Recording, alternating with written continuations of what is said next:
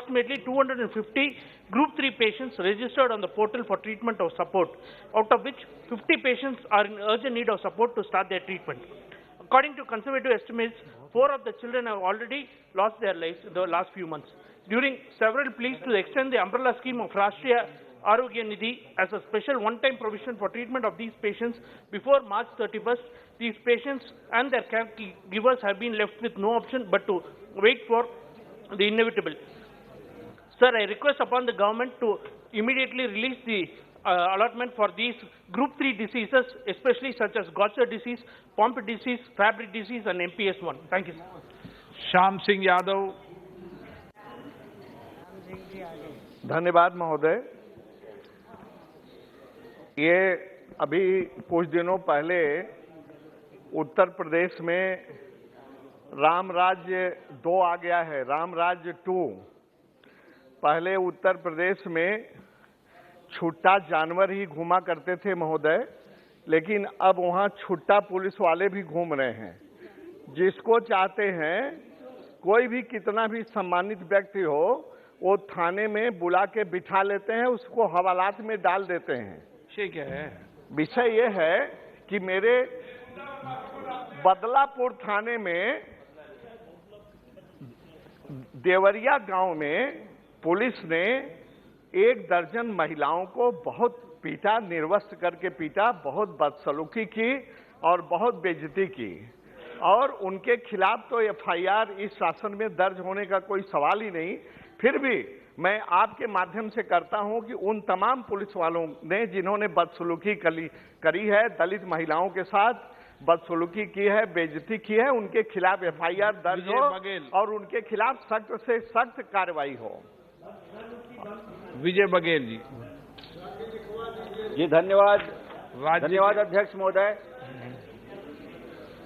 अध्यक्ष महोदय, हमारे देश में बहुत ही होनहार खिलाड़ी हैं और इनके विकास हेतु माननीय नरेंद्र मोदी जी की सरकार द्वारा निरंतर उनके प्रोत्साहन और उन्नयन के लिए खेल विभाग के माध्यम से अनेक योजनाएं जारी है। बहुतायत राज्य के खिलाड़ी गरीब वर्ग एवं मध्य वर्ग से आते हैं, जिनका प्रतिशत अधिक है। राज्य सरकारें खिलाड़ियों की सुविधाओं हेतु विस्तृत ध्यान नहीं दे पाती है। कई ऐसे खिलाड़ी हैं जो अपनी सेहत और रेल यात्रा का खर्च वहन करने में भी असक्षम हैं, लेकिन उनके उसमें भरपूर काबिलियत है। चूंकि रेल मंत्रालय द्वारा पूर्व में 50% राशि में रेल यात्रा की सुविधा प्रदान की जा रही थी, मगर कोरोना काल के समय से खिलाड़ियों की रेल रियायत यात्रा बंद कर दी गई है, जो तात्कालिक स्थिति में आवश्यक भी थी, मगर वर्तमान में स्थितियां सामान्य हो गई है। माननीय अध्यक्ष महोदय, राज्य के अनेक राष्ट्रीय स्तर और प्रतियोगिताएं प्रारंभ हो चुकी है। मैं आपके माध्यम से रेल मंत्री जी से निवेदन करता हूं कि खिलाड़ियों की रेल यात्रा रियायत को पुनः प्रारंभ किया जाए, ताकि खिलाड़ियों को हो रही आर्थिक परेशानी से मुक्ति मिले। धन्यवाद। श्री बेंती लिंगम।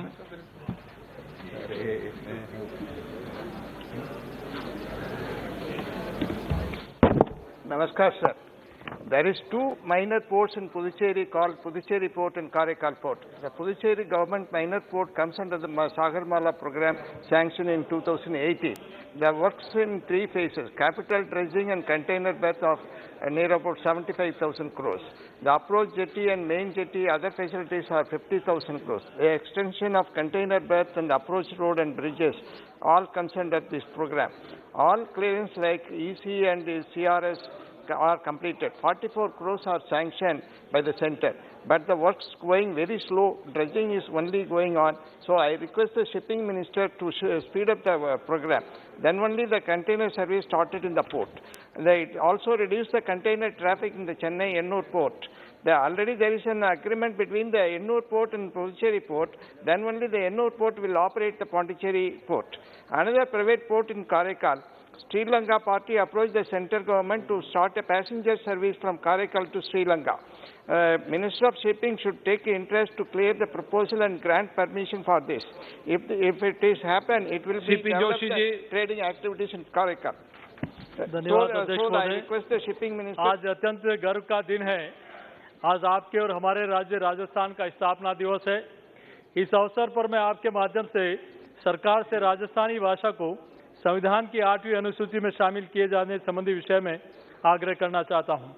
वर्तमान में संविधान की 8वीं अनुसूची में 22 भाषा हैं, जिसमें ये तो बताओ, राजस्थान गौरव समृद्धि का प्रदेश है, राजस्थान जहाँ की अमर गाथाएं हैं, राजस्थान का वीरता की गौरवशाली धरती है। इतिहास, राजस्थान के शक्ति और भक्ति का प्रदेश है राजस्थान के गौरवशाली इतिहास से देश और दुनिया भली भांति परिचित है। और जैसा आपने बताया, वहाँ के ऐतिहासिक धरोहर हो, पधारो हमारा देश, वहाँ के रेतीले दोहरे और वहाँ का गौरवशाली इतिहास और वहाँ के मॉन्यूमेंट हो, चाहे वहाँ की झीलें हो, चाहे वहाँ की संस्कृति हो, चाहे वहाँ के पहाड़ हो, ये सब लोग देश और दुनिया के लोग देखने आते हैं।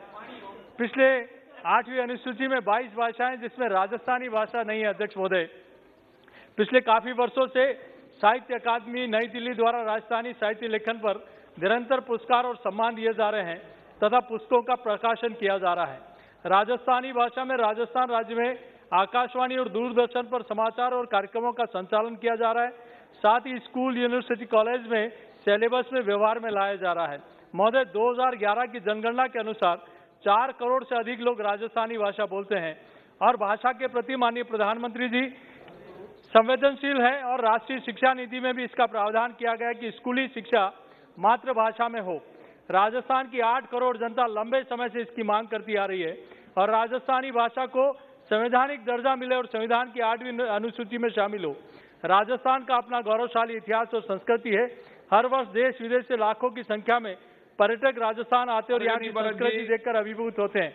अध्यक्ष जी, एक सिर्फ आधा मिनट में, इसलिए सरकार से मेरा आग्रह है कि राजस्थान की जनता की भावना को देखते हुए इस पर विचार किया जाए और राजस्थानी भाषा को 8वीं अनुसूची में शामिल किया जाए। यही मेरी आपके माध्यम से सरकार से प्रार्थना है। बहुत बहुत धन्यवाद। Thank you, Speaker, sir. I'm standing with solidarity of a late doctor, sir. Sir, I'd like to bring to the notice of this House, sir, one pathetic incident was happened yesterday at Dausa, Rajasthan, sir. Dr. Archana Sharma, gold medalist and a senior doctor, committed a suicide, sir, by writing a suicide note when cops directly filed a case under Section 302, murder without any investigation, sir, after the death of a pregnant lady due to the serious maternal complication PPH, sir. Sir, one has to understand the difference between the the medical negligence and the complications, sir.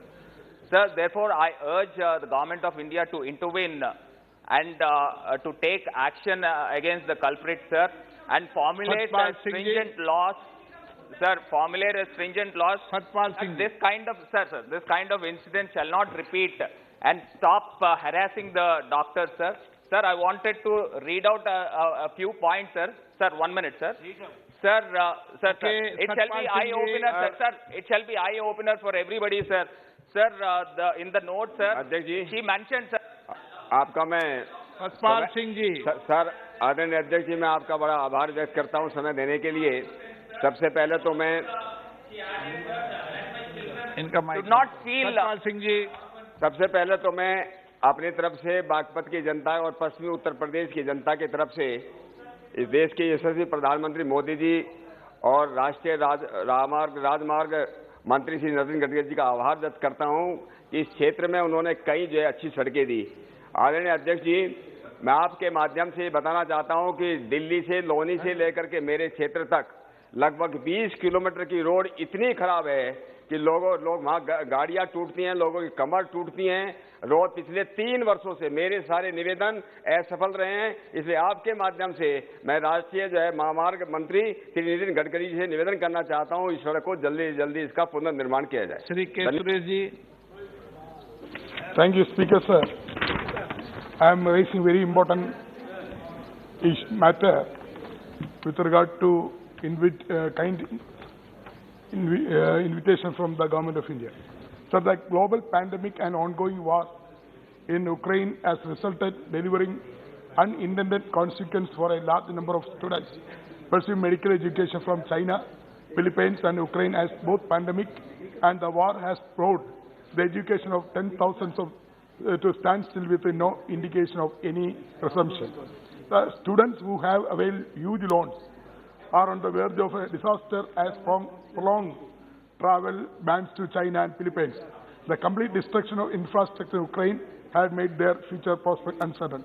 Sir, I am not going into detail, sir. You are very much aware. The House is also very much aware.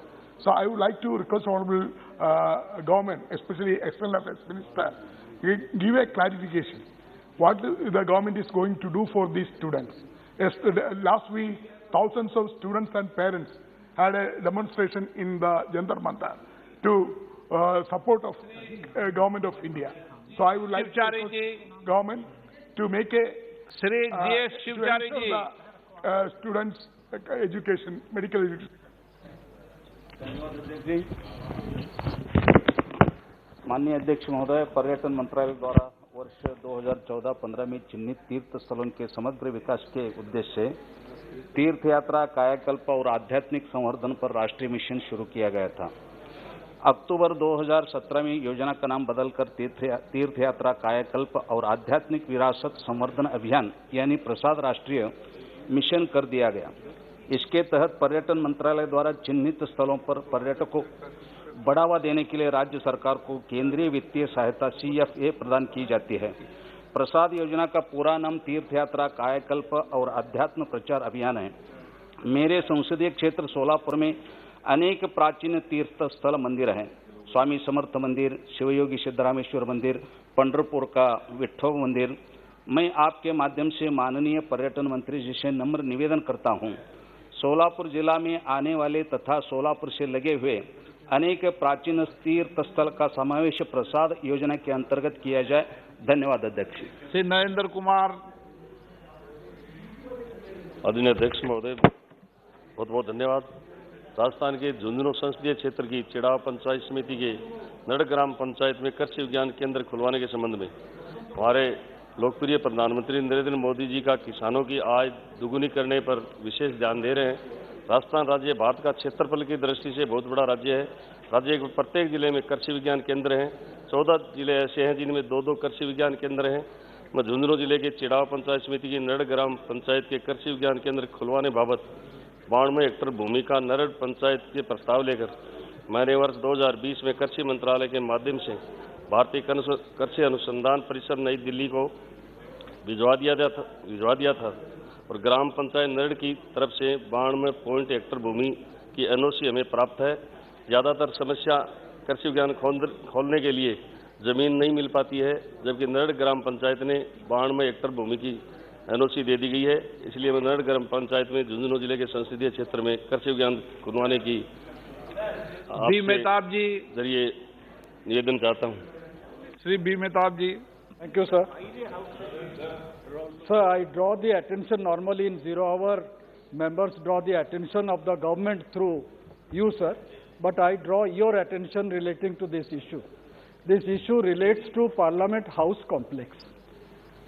205 years ago, in 1817, a general, Bakshi Jagabandhu Vidyadhar, led an armed struggle against the British. And it continued for not less than 15 years. And that is termed as the first war of independence. Of course, Veer Savarkar in writing 1857 as the first war of independence, and many people also accept it. But the first war of independence against British, I would say, continuous struggle against the British government continued from Battle of Plassey, when the subjugation of East India Company started. I would just like to mention here, in the late 90s of last century, perhaps in 1996-97, a resolution was made in the General Purpose Committee to install major equestrian statue. One was of Bakshi Jagabandhu Vidyadhar and the second was of Rani Jhansi Lakshmi Bai. But subsequently, during the UPA regime, after 2004, these two equestrian statue has been stalled. My request to you, sir, is to allow, because the state government of Odisha has agreed to provide, already the statue has been prepared. And the state government of Uttar Pradesh also will be willing to provide Rani Jhansi's equestrian statue. And we have आप वरिष्ठ सदस्य संसद के मामले में एक committee बनी हुई है इसके मामले में, इसलिए आप तो मैं आपका ध्यान आकर्षण करना चाहता हूं। एक लाइन सर, एक लाइन। अभी हाल ही में एक चैनल में विद्रोही नामक एक सीरियल चल रहा है, उसको अगर सारे मेंबर देखें कौन से चैनल? विद्रोह चैनल का नाम मैं नहीं ले रहा हूँ, वो उसको अगर देख ले तो पूरा इतिहास आ जाएगा। जय पंडा का चैनल इतिहास में ना, हिंदी में, और इसमें पूरा इतिहास आ जाएगा। और ये भी हमारे इतिहास पुस्तक में इतिहासकार को लिखना पड़ेगा कि किस तरह उड़ीसा में स्ट्रगल हुआ था, आर्म स्ट्रगल हुआ था। धन्यवाद सर। सौगत राय जी। सर, मैं आपको आभारी हूं कि आपने मुझे मौका दिया। आज एडजॉर्नमेंट मोशन में मैंने ये मेंशन किया कि सेंट्रल गवर्नमेंट अपने दो एजेंसी सीबीआई और ईडी को इस्तेमाल कर रहे विरोधी राज्य सरकार पर। सर, ममता बनर्जी ने, हमारी मुख्यमंत्री, एक चिट्ठी लिखा है। सर, ये पागल है, ये पागल है। नो सदन की कार्रवाई, सभा की कार्रवाई, ये शब्द निकाल दो, ये शब्द ठीक नहीं है। जो माननीय सदस्य आपने बोला है, वे माननीय सदस्य हैं और आप वरिष्ठ सदस्य हैं, आपको इस तरीके की भाषा का इस्तेमाल नहीं करना चाहिए। नो, गलत। आप वरिष्ठ सदस्य हैं, आपको इस भाषा का उपयोग नहीं। सभा की कार्रवाई 2:15 तक के लिए स्थगित की जाती है।